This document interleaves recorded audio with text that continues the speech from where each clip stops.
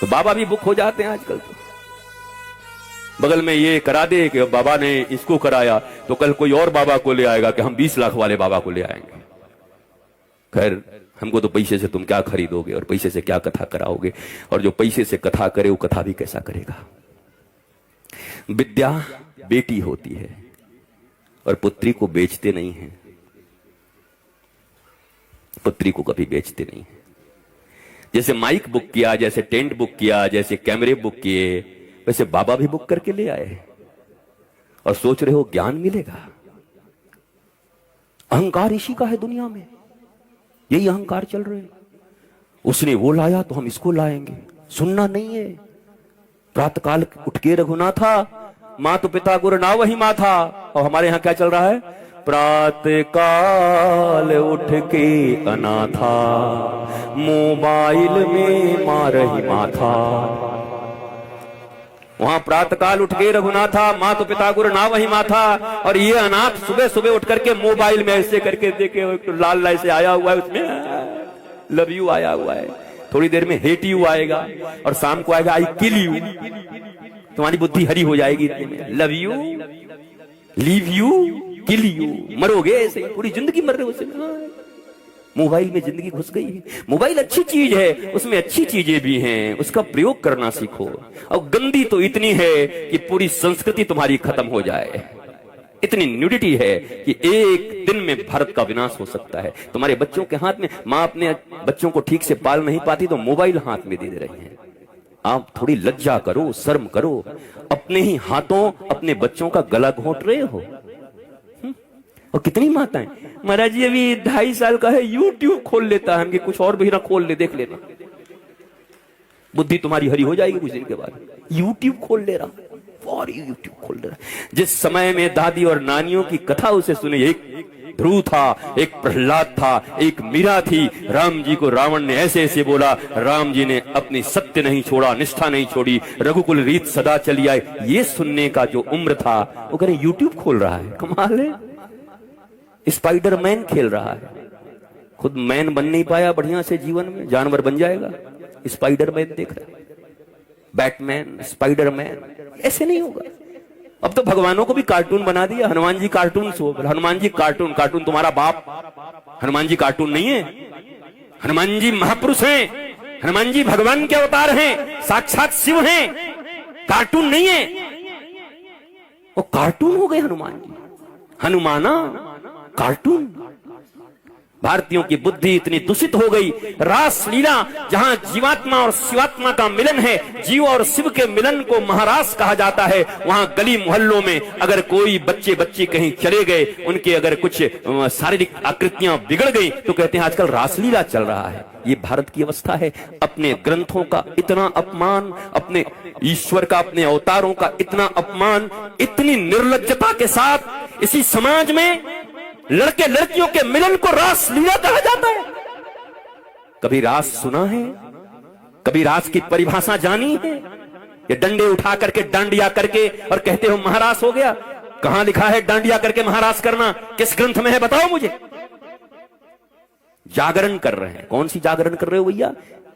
बुद्ध एक बार जगे तो पूरे ही जग गए, महावीर जगे तो जग गए, ध्रुव जगा तो जगा, और तुम जागरण करके फिर जाकर के 3 दिन सो करके जागरण करके आ रहे। माता जी की जागरण, कौन सी जागरण करके आए? जिंदगी तुम्हारी झंड हो गई, उसके बाद भी तुम जागरण। जागरण का अर्थ होता है चेतना का जागृत होना। जागरण का अर्थ होता है अज्ञानता का विनाश होना। बी नॉलेजफुल, नॉलेजफुल बनो। धर्म का अर्थ है ज्ञान तुम्हारे भीतर आए, अज्ञानता तुम्हें बार बार रुलाएगी। कितनी भी पूजाएं कर लो, पाठ कर लो, यज्ञ कर लो, हवन कर लो, पर जीवन में रावण की तरह ज्ञानी रहोगे तो 1 लाख पूत 1.25 लाख नाती, ता रावण घर दिया न बाती। रावण से ज्यादा कोई वेदज्ञ नहीं था, कोई श्रुतज्ञ नहीं था, कोई भी रावण से ज्यादा हवन करने वाला नहीं था। उसके बाद भी घर में एक बालक बालिका नहीं बचे, खुद भी नहीं बचा, नाश हो गया। क्यों? पूजा करने का तो परिणाम अच्छा होना चाहिए ना।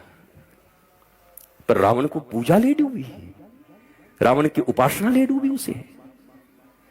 ये जरूरी है, पर इसमें एक ही निष्ठा की जरूरत है। प्रेम करो ईश्वर से, डरो मत। मैंने कई बार देखा नवरात्रा में लोग पूजा रखते हैं, कहते हैं पूजा में गड़बड़ी हुआ ना तो दुकान में आग लग जाएगी। दुर्गा जी का सब काम खत्म हो गया है, अब वो आग लेकर के इनके दुकान में आग लगाने आएंगी। उनका और कुछ काम नहीं है। कमाल करते हो यार, अज्ञानियों की तरह बात करते हो। अरे किसी संत से पूछो, किसी ऐसे वेदज्ञ श्रुतज्ञ जिन्होंने पढ़ा हो अपने गुरु परंपरा से, उनके पास जाओ। 4 महीने तक ये हारमोनियम तबले लेकर के और 1.5 महीने में हमारे यहां भी भागवत कहने की ट्रेनिंग होती है। आ जाओ वृंदावन में, तुम्हें भी भागवती बना दूंगा और 2 हारमोनियम और 1 तबला दे दूंगा। उसके बाद देश भर में कमाओ खाओ, हो गया तुम्हारी जिंदगी। न तुम्हारी जिंदगी बनेगी, अंधा गुरु बहरा चेला, मांगे गुड़ तो देवे ढेला। दोनों को नरक में भी ठेलम ठेला, नरक में भी जाओगे तो ठेलम ठेला होगा।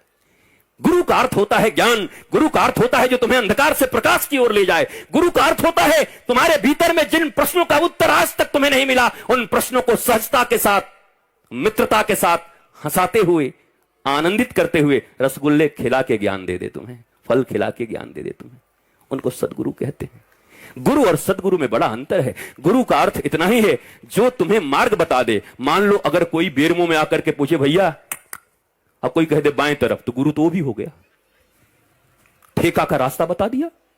और वो ठेका में गया पी के मुझको यारों, ये कैसा गुरु था? परिवार बर्बाद करा दिया। जिसने राह बता दिया वो गुरु है, पर जिसने राम और कृष्ण का राह बता दिया वो सदगुरु है। इसलिए गुरु हजारों हो सकते हैं, पर सदगुरु कभी कभी पृथ्वी पर आता है, जो केवल राम और कृष्ण से तुम्हें जोड़ता है, जो तुम्हें सत्य से जोड़ता है। राम और कृष्ण से जोड़ने का मतलब है आराम। जीवन में जिसने कह दिया जिसको चाहिए आराम, उसको कहना होगा आओ राम, आओ राम, मेरे जीवन में आओ राम। उसके जीवन में आराम ही आराम, नहीं तो हराम है जीवन। याद रख लेना, जिनके जीवन में राम है। पर रामो विग्रहवान धर्म, श्रीमद् वाल्मीकि रामायण कहती है कि राम चलते हुए धर्म है। जब स्वयं भगवान हो पृथ्वी पर और स्वयं सदगुरु चल रहे हो तो उन्हें धर्म की भाषा पढ़ाई नहीं जाती, उनको चलता हुआ धर्म माना जाता है। वो चलते हुए धर्म है। राम को धर्म सिखाने का प्रयत्न जो करे वो राक्षस है, क्योंकि राम तो चलते हुए मूर्त धर्म है।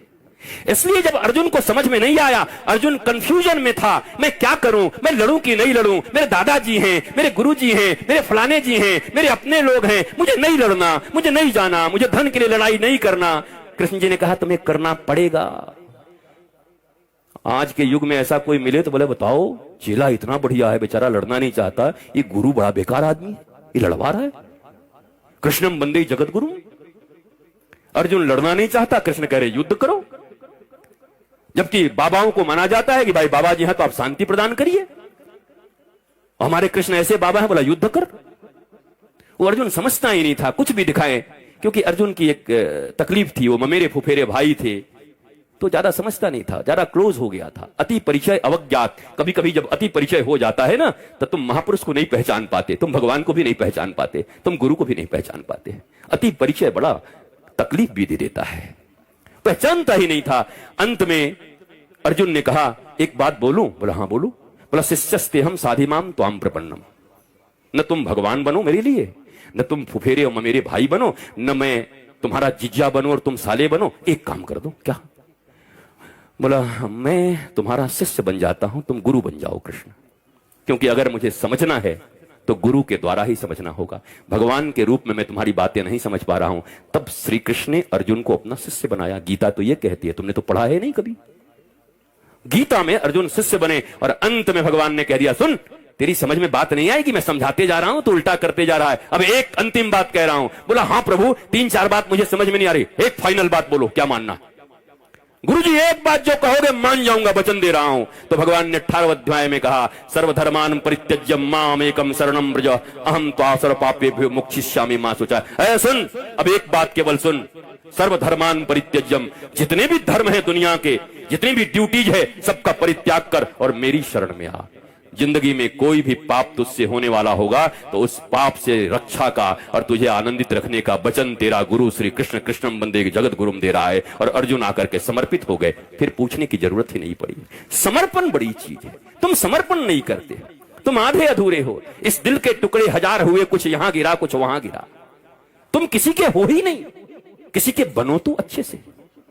तुम तो थोड़ा थोड़ा मान रहे हो, इतना इतना मान रहे, इतना सा मानो तो पूरा मानो। फॉलो करो तो पूरा फॉलो करो। और याद रखो, फैमिली डॉक्टर की तरह अगर जीवन में गुरु भी मिल जाएं और विश्वास हो गया तो ऐसी कोई समस्या नहीं जिसका समाधान उनके पास न हो। ऐसा कोई आज तक बंधन नहीं बना जिसकी कुंजी सदगुरु के पास न हो, वो खोल न सके। वो तुम्हें चाबी पकड़ा देंगे, अपने बंधन को तुम ही खोल सकते हो, लेकिन तुम्हारा समर्पण पक्का होना चाहिए, विश्वास पक्का होना चाहिए। दशरथ जी के जीवन में कष्ट आया।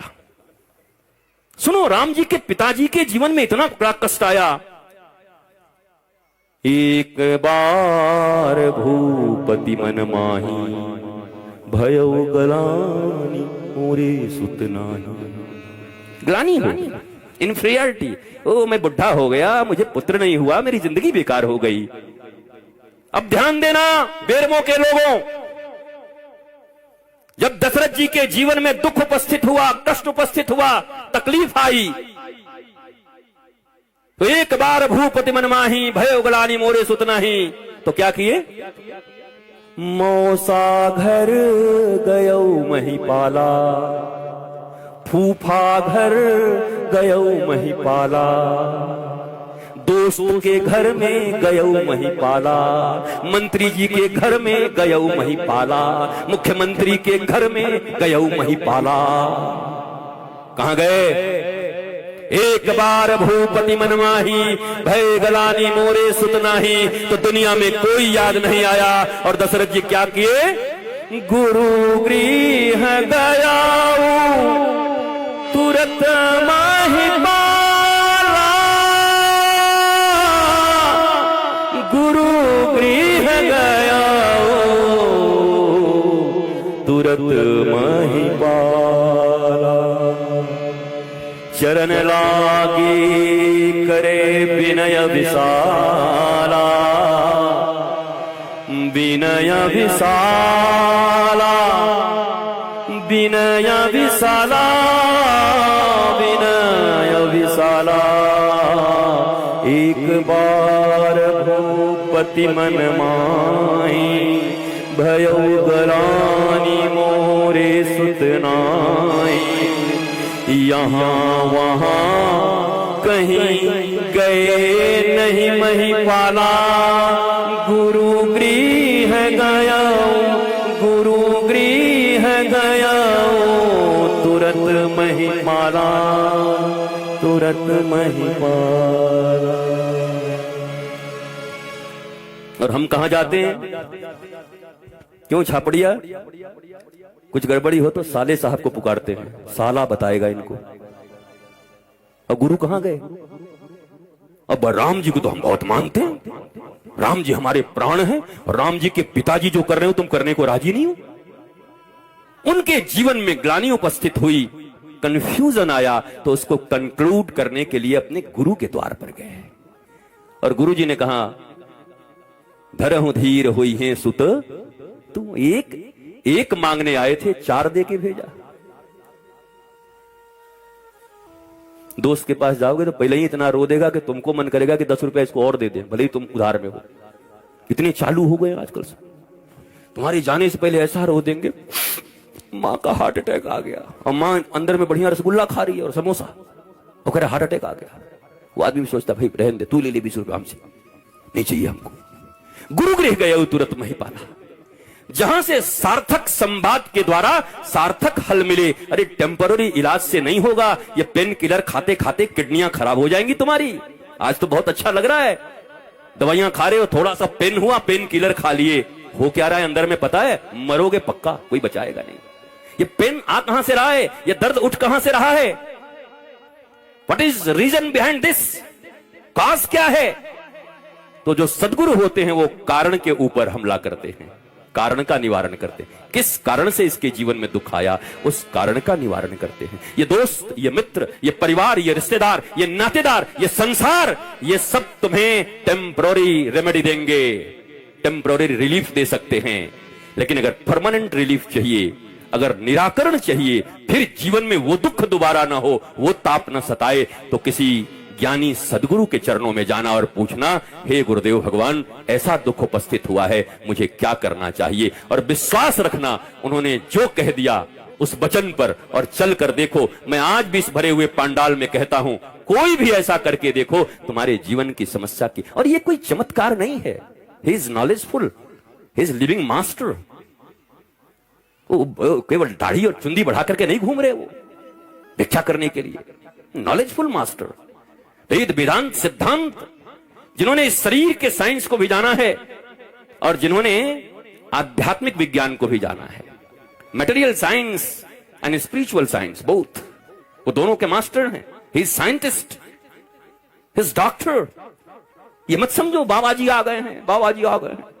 तुम में से जितने लोग बैठे हो, ये जितने भी ग्रेजुएट के यहां विद्यार्थी हैं, तुमको केमिस्ट्री, फिजिक्स, जियोलॉजी और बायोलॉजी तो मैं पढ़ा सकता हूं, पूरी तरीके से बिठा के तुम्हारे क्लास कर सकता हूं। जितने ग्रेजुएट बीएससी के छात्र जितने, सबको पढ़ा सकता हूं। But this is material science. दुनिया में आज तक डिप्रेशन की कोई दवा नहीं बनी है।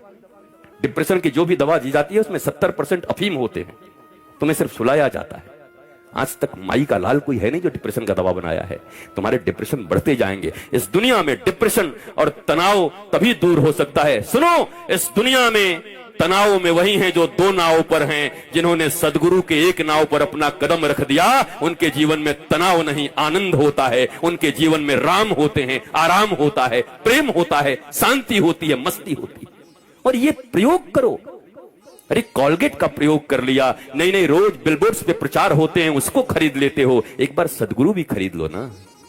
जैसे मीरा कहती है, माई डी मैंने गोविंद लीनो मोल, मैंने इसको मैंने मोल में खरीदा है, इसको खरीद लिया है गोविंद को। माई पूछी कितने में? बोले खरीद लिया, कहीं जा नहीं सकता, आप मोल दिया है मैंने। 42 साल तक मीरा रोती रही, कृष्ण कृष्ण करती रही। इतना दुख मीरा के जीवन में लिखा है, अगर मैं जान जाती कि प्रीत किए दुख होए, तो नगर ढिढोरा पीटती प्रीत न करी हो कोई। पर 42 साल की उम्र में मीरा की भाषा बदल जाती है। क्यों बदल जाती है मीरा की भाषा अचानक? जो मीरा इतना रोती है दुख में, वो क्यों 42 साल के बाद बदल गई? 42 साल के बाद एक दिन नाचने लगी अचानक, और नाच कर गाने लगी क्या? पायो जी मैंने राम रतन धन पायो। किसने दिया?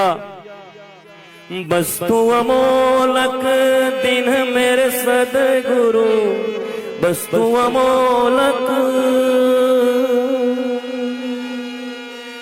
वस्तु अमोलक दीन मेरे सदगुरु। मीरा कहती है, मैं 42 साल तक रोती रही, आज मुझे मेरे सदगुरु मिले और मुझे इतना अमूल्य वस्तु दे दिया कि अब तो पग घुंघरू बांध मीरा नाची रे। कबीर एक बार मीरा के घर गए मीरा को देखने के लिए, तो वो मोहल्ले वालों से पूछा, बोला मीरा कहां मिलेगी? बोला अच्छा वो पगली बावरी, तो पागली है। बोला हाँ हाँ वही वही वही। अंदर गई तो सास बैठी थी, बोला मीरा कहां मिलेगी? मीरा कुलनासी। बोला हाँ वो कुलनासी। और भीतर कबीर गए तो लोग कहे मीरा भाई बावरी, सास कहे कुलनासी रे। और कबीरा भीतर जाई के देखा तो पग घुंघरू बांध मेरा नाची रे। वो तो मौज से नाच रही थी गोविंद के प्रेम में। दुनिया पागल कह रहा था, कोई कुलनासी कह रहा था। अरे हमसे तुमसे अच्छे तो ये फिल्मी दुनिया वाले लोग जानते हैं जिन्होंने ये गाना लिख दिया। कुछ तो लोग कहेंगे, लोगों का काम है कहना, छोड़ो बेकार की बातों में कहीं बीत न जाए बेरमों की ये सुंदर राम कथा की रहना। इसलिए मन लगा करके राम कथा सुनो, इधर उधर के चर्चा में मत रहो। और जब भी यहां आओ तो परिवार वालों के साथ आओ, पर आते के साथ छोड़ दो पीछे। बोलो तुम उधर बैठो, मैं इधर बैठूंगा, पति इधर पत्नी उधर। दिखे नहीं, दिखेगा तो कचकच हो जाएगा। तुम्हारा बहुत मन होगा तो पत्नी का कुछ हो सकता है, घर में कुछ बना के आई आलू चप, वो कथा से जा रहा उधर उसका ध्यान लगेगा, तुमको ऐसे करके तो राम जी बन गए क्या, आज ही ऋषि बन जाओगे, चलो। इसलिए जब आओ एकांत बैठो, न मित्र के साथ बैठो न परिवार के साथ बैठो, क्योंकि किसी दिन तुम्हारी बात जम जाएगी सदगुरु के साथ, ठाकुर के साथ। और अगर कोई मंथरा जैसी बुद्धि वाली हो सकता उस दिन रही तो जमेगा नहीं, सब बर्बाद हो जाएगा उसी दिन। आबाद होते होते बर्बाद हो जाओगे। इसलिए जीवन में कथा सुनने का नियम यही है, जितासना, पहले आसन को जीतो। हमारे पांव फ्रैक्चर हैं, देखो पांव टूटा हुआ है, उसके बाद मैं इतनी लंबी यात्राएं कर रहा हूं। डॉक्टर कह रहा है गुरुजी क्या करोगे, जान दे दोगे अपना? हमने कहा भाई अब वही रघुकुल रीत सदा चली आई, प्राण जाए पर वचन न जाई। हमने भी अनूप को वचन दिया है, अब प्राण रहे चाहे जाए, मैं जाऊंगा तो जरूर, चाहे कुछ भी हो जाए। वचन तो नहीं तोड़ूंगा, कुछ हो जाए, वचन नहीं तोड़ूंगा। मतलब बिल्कुल परमिशन नहीं है किसी डॉक्टर के द्वारा, मतलब सब परमिशन के बाहर मुझे जाना है। और राम कथा करेंगे तो मुझे पक्का विश्वास है इस दुनिया में आज तक भगवान राम से बड़ा वैद्य कौन हुआ है। वो तो शरीर के रोग तो छोड़ो, दुनिया के हर रोगों की दवा उनके पास है। राम कथा करके ही सबसे निरोगता पाई जा सकती है, सुन के भी और कह के भी निरोगता पाई जा सकती है। पर सुनो तो दिल से सुनो, ये मुफ्त में मिला है ना, इसलिए इसकी कीमत नहीं समझते तुम। पर तुम अभी मेट्रो सिटी में होते, और अब हमने जो कार्यक्रम तय किया है, और अब जब लोग वहां बड़े बड़े टिकट और ये लेकर के आते हैं ऑडिटोरियम में, तो खचाखच भरे रहते हैं और पूरा वसूल करके जाते हैं। अरे इतना पैसा लगे, वसूल के जाएंगे, वो फ्री में दे दो।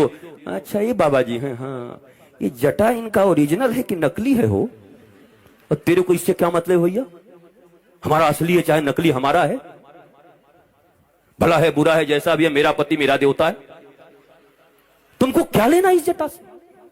हम कोई जटा छोड़ के यहां जाने वाले हैं कि भाई हमारी जटा की रक्षा करना। तो अजीब अजीब सवाल है लोगों के, जटा ओरिजिनल है कि नहीं है, ये बाबा जी के हाथ में ये क्या है। आधे लोग तो पूरा सोशल मीडिया इसी पे पड़ा, इसका राज बता दो। हम कि इसका राज बिल्कुल ये लगेगा तब बताएंगे, ऐसे नहीं बताएंगे। आप गलत जगह आपके इंटरेस्ट होते हैं। अगर आपका इंटरेस्ट हो, व्हाट आई एम सेइंग, मैं क्या बोल रहा हूं आपसे, वो सुन लोगे तो बात बन जाएगी। पर ये बड़ा कठिन है सुनना, श्रवण बहुत कठिन है। सती नहीं सुन पाती, तुम क्या सुनोगी। शंकर भगवान जैसा वक्ता, और शंकर जी गए अपने ऋषि कुंभज जी के पास गुरु मान करके कथा सुनने, और सती कहती है हम विश्वनाथ की पत्नी है, हमको कथा सुनाएगा बाबा, 2 कौड़ी का, 2 कौड़ी का बाबा। और वो हालत भई सती की कि अगर आज की भाषा में बात करोगे तो सारे चैनल पर ब्रेकिंग न्यूज आता, और सती ने अपने नैहर में आत्महत्या की, क्योंकि अग्नि में कूद गई थी। इतना अपमान हुआ, इतना अपमान हुआ बहनों के द्वारा। कोई बहन, एक बहन का आईएएस से विवाह हो गया, और एक बहन बेचारी वो चपरासी से विवाह हो गया। तो जब आईएएस वाले के पास ही चपरासी वाले जाएगी, तो अपनी ही बहन एक माँ के पेट से जन्म लिए हुए कहते दीदी हमारे बच्चे तो ना इसके बिना सोते नहीं है, जरा उनको थोड़ा दूर कर दो ना, इनको पसंद नहीं है, हाइजेनिक रहना चाहते। हाइजेनिक, हाइजेनिक, ये कैसे रिश्ते हैं, ये कौन सा रिश्ता है। इसलिए शायद ये गाना मुझे बहुत अच्छा लगता है। कसमें वादे प्यार वफा सब नाते हैं नातों का था।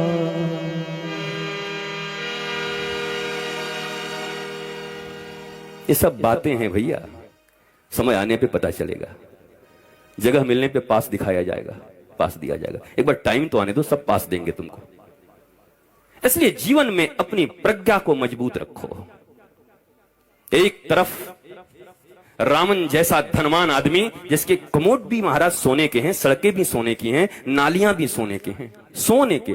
तुम्हारे पास तो गोल्ड होंगे तो 10 ताला लगा के आए होगे लॉकर में भी। कहां है पत्नी, कहां रखी तुम्हारा, लॉकर में ना, लॉकर में सब रखी होगी। घर में भी होगा तो जमीन में गाड़ दे रहे हैं आजकल कि नजर न पड़ जाए।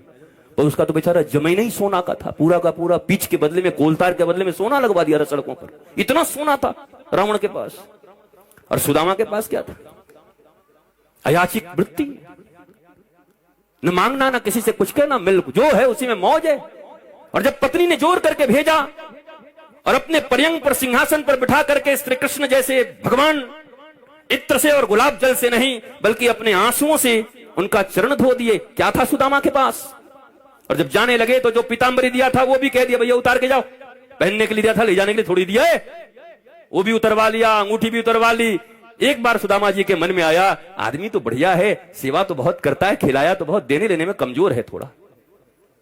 हम लोग ऐसे ही हैं, हम यहाँ कथा करने आए हैं, खूब बढ़िया सेवा हुआ कर दो, और जाते समय लिफाफा नहीं दे तो कहेंगे बड़ा कमजोर हो गया लगता है ये मंगल। हालांकि ऐसा होगा नहीं, ऐसी कोई इच्छा भी नहीं है।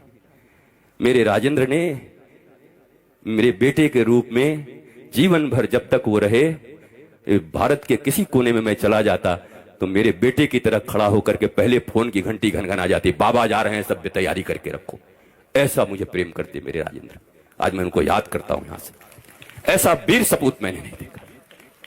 दल के दलदल में मैं नहीं फंसता साहब, दल के दलदल की बात नहीं है, ये बात तो दिल की है। और यहां दल के दलदल में फंसने में नहीं आया, और दल के दलदल से ऊपर उठ करके अपने दिल के राजा राजेंद्र के पास आया हूं, जिसने जीवन भर न जाने गुरु रूप में कितनी सेवा की है, उनके द्वार पर आया। आप सब भी बड़े सौभाग्यशाली हैं। सुदामा जब बाहर निकले, मन में एक बार आया कुछ दे देता यार, पत्नी ने भेजा था। बाहर निकले तो पूरी द्वारिका सुदामा के चरणों में गिरकर जय हो संत की, जय हो महंत की, जय हो गुरुदेव। सुदामा घबरा गए, इतने लोग। कहा इस द्वारिका की नगरी में आज तक हजारों महात्मा आए, लंगोटी पहन करके आते थे और रथों के रथ सामान और सोने चांदी लेकर के जाते थे। एक अलबेला महात्मा सुदामा आया है, जिस लंगोटी में आया था उसी लंगोटी में द्वारिका से वापस जा रहा है। अरे वाह रे, जय हो तुम्हारी महात्मा, जय हो गुरुदेव। सुदामा रोने लगे, तुमने अगर एक पीतांबरी भी दे देती तो आज ये प्रतिष्ठा मुझे मिलती द्वारिका में। और जब पोरबंदर में वापस आए तो वहां भी बिल्डिंग बनी हुई थी। भगवान जब देता है तो बिना बताए देता है, और हम जब देते हैं तो 500 रुपए अगर रामायण पर भी चढ़ाएं तो ऐसे चढ़ा रहे जैसे बिजली रानी पर चढ़ा रहे हैं, ऐसे ऐसे करके चढ़ाते। ये क्या है, क्या करते हो? धन का इतना अभिमान किसको दे रहे हो, किसको दिखा रहे हो ऐसे ऐसे करके? ऐसे ये तो 2000 वाला बंद हो गया, तो ऐसे किसको दिखा रहे हो भैया? देवनहार कोई और है, देवत है दिन रैन, लोग भरम हम पे करें या से नीचों ने। देवनहार कोई और है, देवनहार कोई और है, देवत है दिन रैन, और लोग भरम हम पे करें या से नीचे नैन, या से नीचे नैन। देने वाला तो कोई और है, दिन रात दे रहा, लोग भ्रम हम पे करते हैं, इसलिए मैंने अपनी निगाहों को नीचे रख कर दिया है। मत दीजिए ना, भागवत जी पर अपनी श्रद्धा चढ़ाइए। फूल भी मत लाओ, केले भी मत लाओ, पैसे बिल्कुल मत लाओ। तुम जितासन आसन जीत कर बैठो। जितसंग, ऐसे किसी दुराचारी व्यसनी व्यक्ति के साथ मत बैठो जो बीच कथा के रस को भंग कर दे। तुम्हारे मन को भी कैकेयी जैसी माता जो राम को ही अपना पुत्र मानती हैं, अपने स्तनों से दूध पिलाती हैं, और एक दिन उन्हीं राम को वनवास भेज देती हैं, और अपने बेटे को गड्ढे में रख देती हैं, और अपने पति के स्वर्गवास का कारण बन जाती हैं, और अयोध्या के विनाश का कारण बन जाती हैं। एक कैकेयी इतनी प्रेमिनी, केवल 1.5 मिनट का कुसंग। मेरी मां, सत्संग मत करो वो भी चलेगा, पर कुसंग मत करना। एक बार समझ में आ जाए ना कि जब यहां बैठती हूं या बैठता हूं तो ये कुछ न कुछ ऐसा बोलता है जिससे परिवार के प्रति, संसार के प्रति, भगवान के प्रति मेरे मन में द्वेष उत्पन्न होता है। बस संग त्याग दो धीरे धीरे, पैसे दे दो, घर में आए तो मिठाई खिला दो, और खुद कहो पेट में बहुत दर्द है भाग जाओ, लेकिन बैठो मत ऐसे लोगों के साथ। संग त्याग करो। जित श्वास, श्वास को जीतो, संग को जीतो, आसन को जीतो। आसन का अर्थ केवल बैठने का आसन है। एक ही आसन में बैठो तो 1 घंटे, 1.5 घंटे, 2 घंटे एक आसन में बैठो। 25 बार पैर बदल दिया होगा, इधर से उधर, ऐसे ऐसे काट रहे हैं, ऐसे हो रहा है। बोला ये तो छूट ही नहीं रहा है। 8 बजे, 8:30 बजे आया, क्या 12 बजे आएगा? 12 बजे तक कोई कथा सुनता है क्या? ये कौन सा महात्मा है भाई?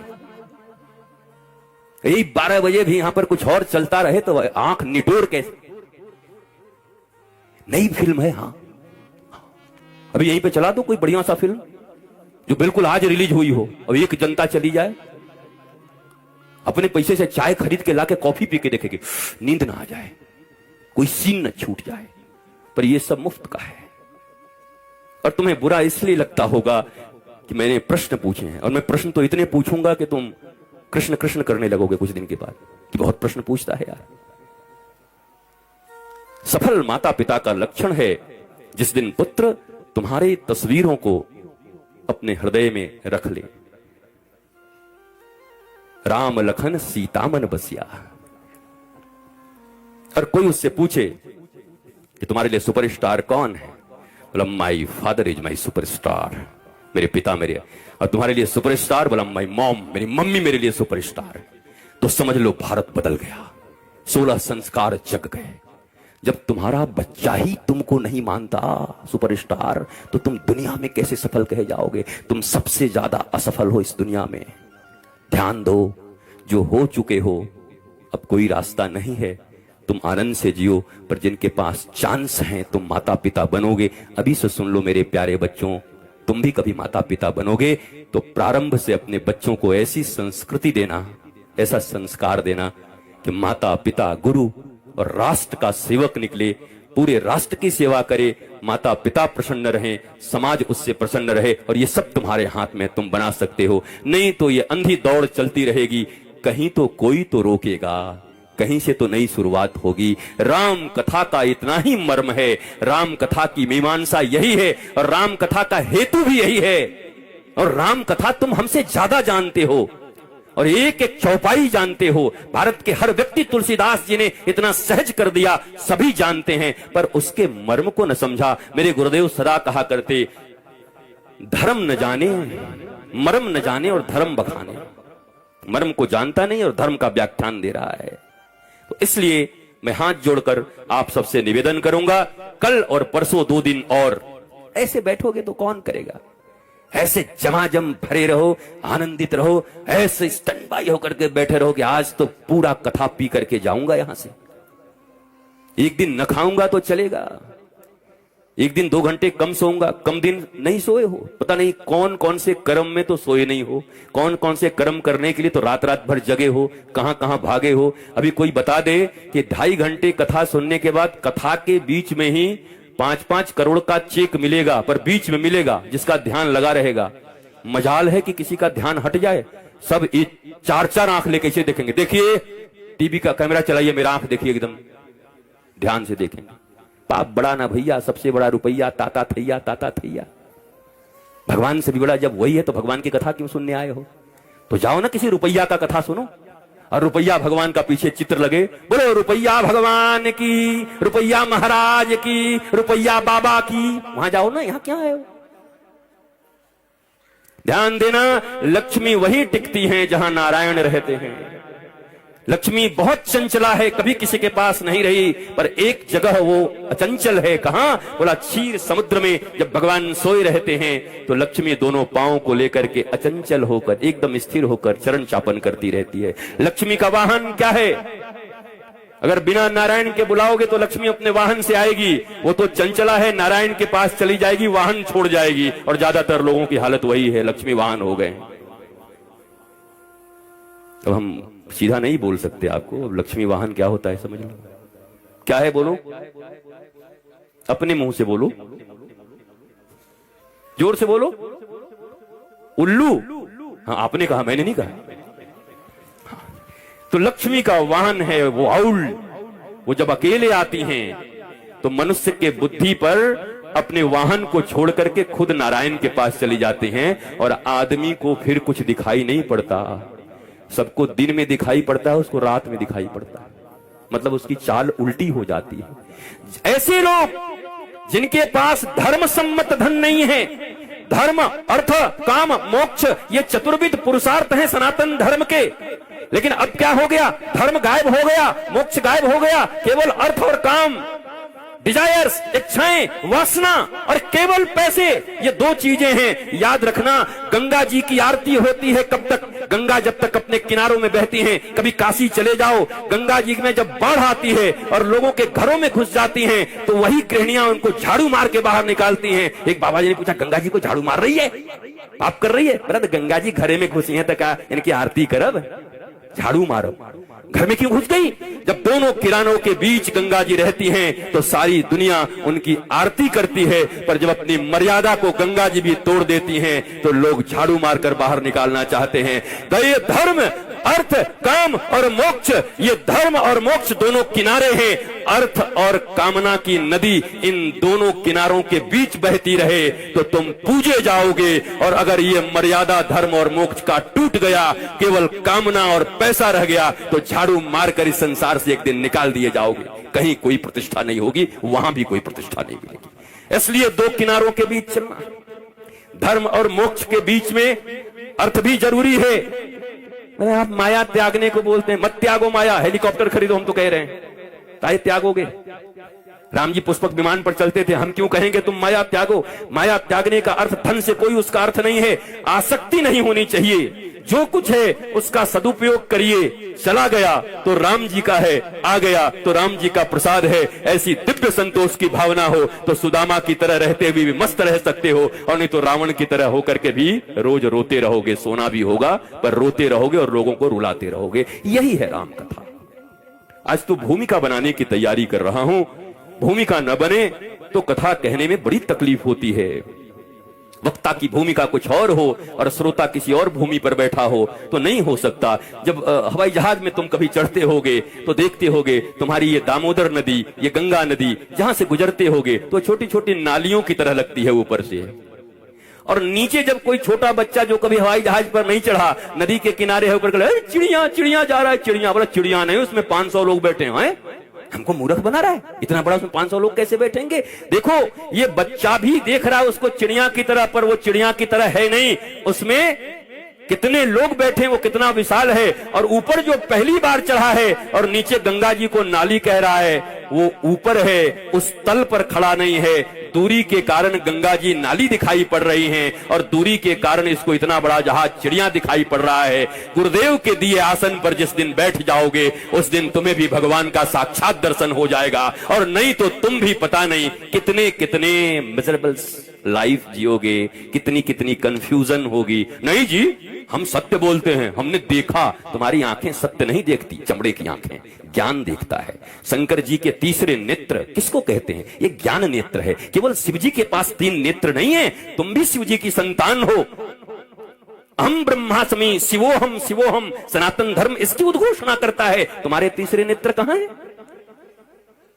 वो तो बचपन में स्कूल जाते थे तो लोग कहते थे ऐसे से रगड़ोगे तो तीसरा नेत्र आ जाएगा, गुठली आ जाती थी। तीसरा नेत्र ज्ञान का होता है, knowledge. The beginning of real spiritualism is who am I, why I am here, what I am doing. Spiritualism यही है, मैं कौन हूं, क्यों इस पृथ्वी पर आया हूं, क्या करना था, क्या कर रहा हूं। अगर मैं सही राह पर हूं तो मेरे मन में अशांति क्यों है? अगर मैं सही राह पर हूं और 50 साल की उम्र आने के बाद भी अभी मेरा दिन कब अच्छा होगा, 70 साल के हो गए मेरा दिन कब अच्छा होगा, 90 साल के हो गए मेरा दिन कब अच्छा होगा, अब ऊपर जाओ अच्छा होगा। ज्ञान के बिना कभी जीवन अच्छा नहीं हो सकता। अज्ञानी रहोगे, पग पग पर धोखे खाओगे, ठगे जाओगे, रोओगे, रुलाओगे, अपनी संतानों की रक्षा न करोगे बल्कि उन्हें भी नरपिशाचों की तरह बना दोगे। अरे बनाओ ध्रुवना, बनाओ विवेकानंद, बनाओ शिवाजी, बनाओ प्रहलादना, बनाओ मीरा, बनाओ मदालसा, क्यों नहीं बनाती अपनी संतानों को? क्यों परेशान हो अपनी संतानों से, क्यों परेशान हो अपने घर वालों से? केवल अज्ञानता के कारण ये 3 दिन की राम कथा तुम्हें कुछ और नहीं देगी। पर ये पक्की बात मैं कहता हूं और भगवान राम को साक्षी मानकर कहता हूं, अगर ध्यान से आकर के बैठकर पूरे परिवार के साथ सुने तो तीसरे दिन तुम्हें भी यहां से तीसरा नेत्र मिलेगा। वो ज्ञान का नेत्र तुम्हारे समस्त दुखों का हरण करेगा। चीजें वैसे ही रहेंगी, तुम मस्त हो जाओगे। ये सृष्टि नहीं बदलेगी, तुम्हारी दृष्टि बदल जाएगी। ये गाने ऐसे ही भौंडे बजते रहेंगे। शादियों में जाओगे तब भी फिल्मी गाने बजेंगे, बारातों में जाओगे तब भी फिल्मी गाने बजेंगे। तुम्हारे बच्चों के मोबाइल में फिल्मी अश्लील गाने भरे हुए हैं, कहां कहां रोकोगे? उनको सुनने से रोक नहीं सकते, नहीं रोको। फिल्मी गाने बेकार नहीं होते, बस उनकी दृष्टि अगर बदल जाए। कोई यहां से गाता है बैठ करके, हम तुम्हें चाहते हैं ऐसे, मरने वाला कोई जिंदगी चाहता हो जैसे। अब तुमको अगर जीनत तमान और फिरोज खान याद आ जाए तो तुम बेकार बर्बाद हो गए। पर ये गाना गाते समय हम तुम्हें चाहते हैं से, अब ये गाना किसके लिए गाएगा साहब? क्या इस गाने और भजन में अंतर है? मुझे सिखाओ। मुझे सारी दुनिया में इसी के लिए जाना जाता है कि 36 घंटे एक एक गानों पर मैंने बोल करके वेद के श्लोकों से उसको प्रमाणित किया है, रामायण के चौपाइयों से उसको प्रमाणित किया है। ये फिल्मी गाने भी तुम्हारे जीवन में धर्म के कारण बन सकते हैं, तुम्हारे जीवन में ईश्वर के प्रेम के कारण बन सकते हैं। ये गाना गाते समय हीरो हीरोइन कोई और नहीं, हमारे हीरो तो भगवान श्री राम और हमारी हीरोइन जानकी माता हैं, राधा रानी हैं। अगर ये भावना हो तो हर गाना भजन बन सकता है, और अगर ये भावना हीरो हीरोइन की हो तो हर भजन तुम्हारे लिए अश्लील गाने बन सकते हैं। ये अ से लेके ज्ञ तक इतने ही लेटर्स हैं, ए टू जेड। इसी में वेद लिखे गए हैं, इसी में गालियां हैं। दृष्टि बदलनी है। गाना सुनने से नहीं रोक सकते बच्चों को, पर बचपन से सिखा सकते हो। क्या सुन रहे हो?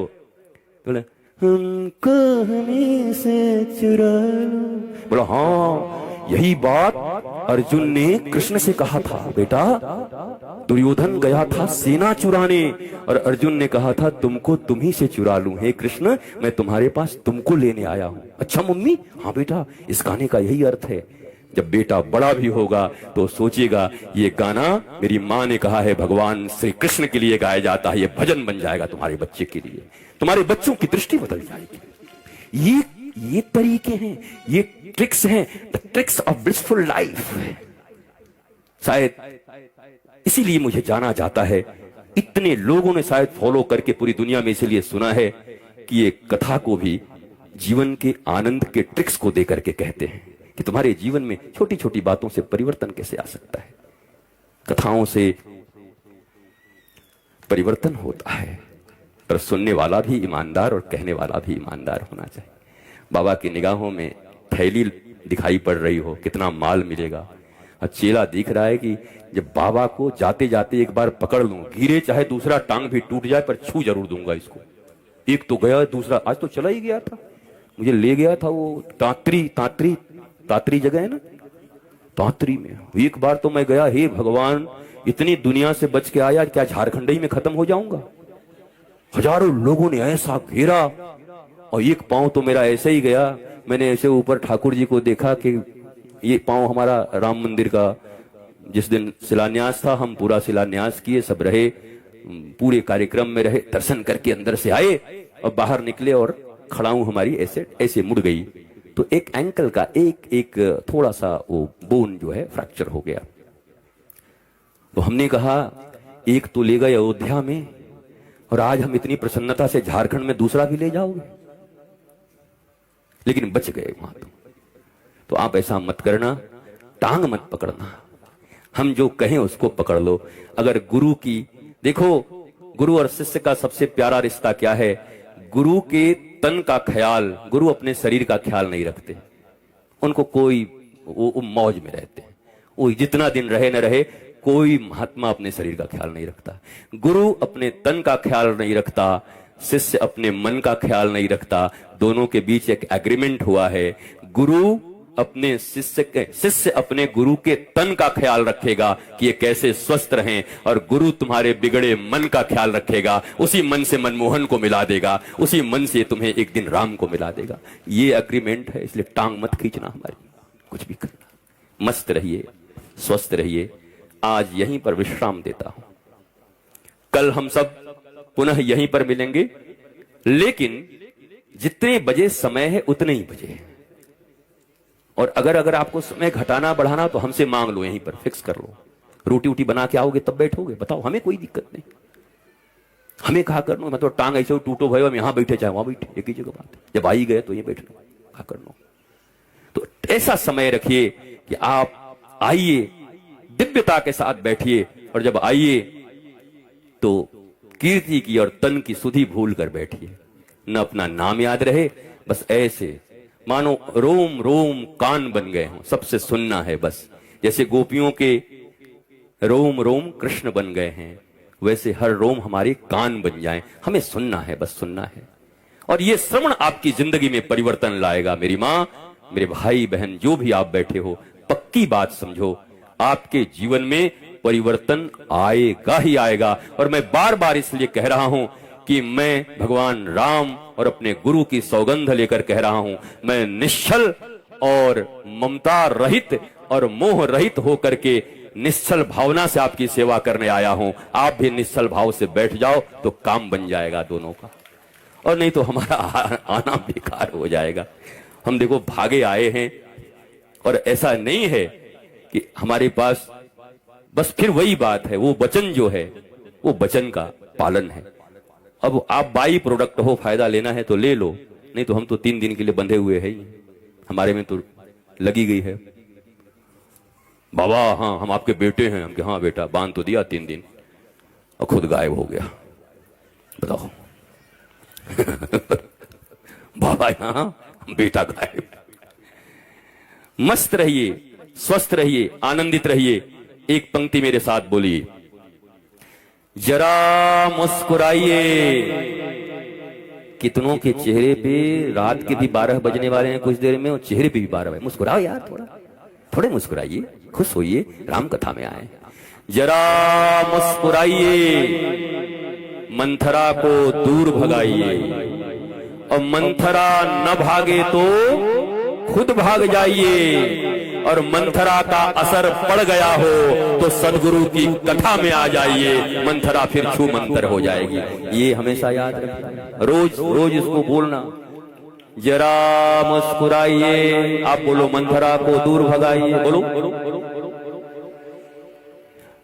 मंथरा न भागे तो खुद भाग जाइए, और थोड़ा बहुत मंथरा का असर पड़ गया हो तो गुरुदेव की राम कथा में 2 दिन आ जाइए, मौज आ जाएगी। इसी वाणी से आज की इस राम कथा विमर्श को यहीं विश्राम दे रहा हूं। चलते चलते 2 बार हरि का नाम। गुरु बचनों को रखना संभाल के, एक एक वचन में गहरा राज है। जिसने जानी है महिमा गुरु की, उसका डूबा कभी ना जहाज है। दीप जले और अंधेरा मिटे ना, ऐसा कभी नहीं हो सकता। ज्ञान सुने और विवेक न जागे, ऐसा कभी नहीं हो सकता। जिसकी रोशनी से रोशन जहान है, मेरे गुरुवर भी कितने महान हैं। जिसने जानी है महिमा गुरु की, उसका डूबा कभी ना जहाज है। अंतिम लाइन, गुरु परिपूर्ण समर्पित तू हो जा, धोखा कभी नहीं खा सकता। गुरु परिपूर्ण समर्पित तू हो जा, धोखा कभी नहीं खा सकता। लक्ष्मण रेखा सत्संग की हो तो रावण कभी नहीं आ सकता। लक्ष्मण रेखा सत्संग की हो तो रावण कभी नहीं आ सकता।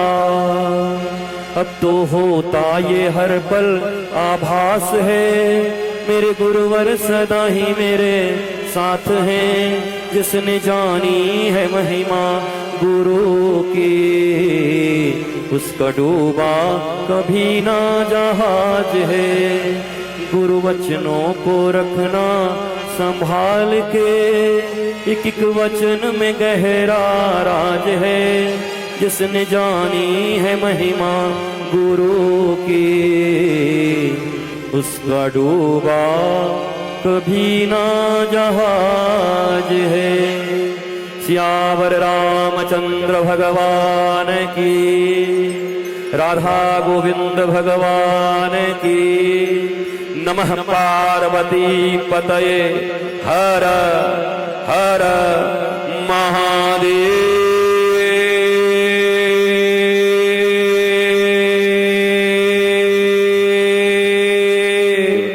शंभो शंभो शंभो शंभो।